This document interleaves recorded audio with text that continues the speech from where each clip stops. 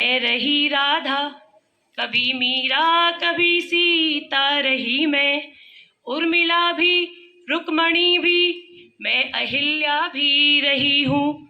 मैं रही राधा, कभी मीरा, कभी सीता रही मैं, युग रहा कोई कहानी जो भी रही हो, युग रहा कोई कहानी जो भी रही हो, मैं अधूरे प्रेम से पूरी हुई हूँ।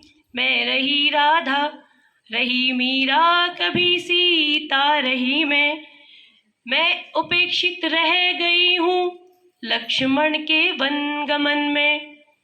उर्मिला कह रही है कि लक्ष्मण के वन जाने से मैं उपेक्षित रह गई।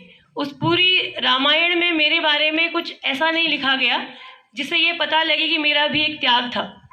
मैं उपेक्षित रह गई हूँ लक्ष्मण के वनगमन में, इंद्र के छल से बधी मैं, इंद्र के छल से बधी मैं, युग युगों पाषाण तन में। अहिल्या के बारे में आपको पता होगा ना, वो कई वर्षों तक एक पत्थर की शिला की तरह वो वन में रही और राम के स्पर्श से वो स्त्री रूप में आई थी। बड़ा हुआ तो क्या हुआ, जैसे पेड़ खजूर, पंथी को छाया नहीं, फल लागे अति दूर कबीरा, फल लागे अति दूर कबीरा।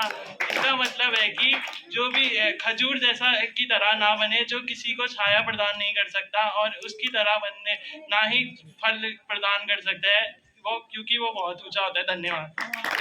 कबीरा खड़ा बाजार में, कबीरा खड़ा बाजार में, मांगे सबकी खैर, ना कोई दोस्त ना कोई बैर। इस अर्थात इसका अर्थ यह है कि कबीरा जी बाजार में खड़े हैं, वो सबके हालचाल पूछ रहे हैं, उनकी ना किसी से दुश्मनी है ना किसी से दोस्ती है।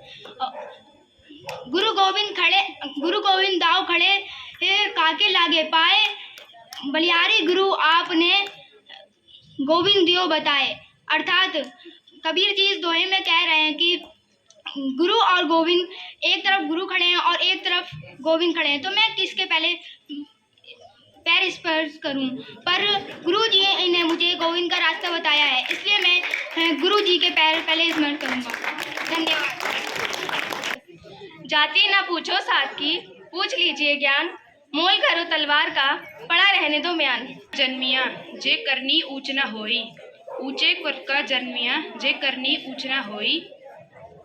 सुब्रन कलश सुरा भरा, साधु निंदा होई। अर्थात अगर कोई व्यक्ति कितने भी ऊंचे कुल का हो, वह अपना समाज में बड़ा नाम तभी बना सकता है जब वह कुछ बड़ा काम करे। इसे हम एक उदाहरण से समझ सकते हैं कि अगर किसी सोने के कलश में शराब डाली हो तो कोई भी साधु व्यक्ति उसे छूने से इनकार करेगा। धन्यवाद। ऐसी वाणी बोलिए मन का आपा खोए, और अन्न को शीतल करे आपहु शीतल होए। अर्थात इस दोहे से कबीरदास जी यह कहना चाहते हैं कि हमें ऐसी वाणी बोलनी चाहिए जिससे हम तो संतुष्ट हो ही और जिससे हम कह रहे हैं वो भी संतुष्ट हो जाए। धन्यवाद। गोविंद दोए काके लागू पाए, बलिहारी गुरु अपनो गोविंद दियो बताए। जिसका अर्थ है गुरु और गोविंद भगवान एक साथ खड़े हैं, पहले किसके चरण स्पर्श करे। कबीरदास जी कहते थे, मैं पहले गुरु के चरण स्पर्श करूंगा क्योंकि वही गोविंद तक पहुंचने का रास्ता बताए। धन्यवाद। बड़ा भया तो क्या भया, जैसे पेड़ खजूर ना दे छाया और फल लागे अति दूर। जिसका अर्थ है बड़ा हुआ तो क्या हुआ,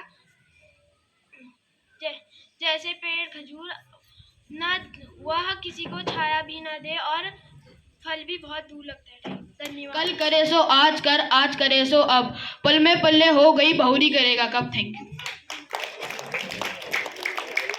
शिष्टा बको ध्यानम स्वान निद्रा तथैव च, अल्पाहारी गृह त्यागी शिष्य पंच लक्षणम, अर्थात इसका मतलब यह है कौवे की जैसी चेष्टा, बगुले का जैसा ध्यान, कुत्ते जैसी नींद, अल्पाहार यानी कम खाना खाने वाला और घर को त्याग करने वाला, ये लक्षण एक शिष्य में होने चाहिए। धन्यवाद। प्रेमी जुड़त मैं प्रेमी मिले ना कोई, प्रेमी को प्रेमी मिले सब विष अमृत होए। अर्थात अगर आप किसी चीज़ को सच्चे दिल से चाहोगे तो उसको पाने के बाद आपको विष भी अमृत जैसा लगेगा। धन्यवाद।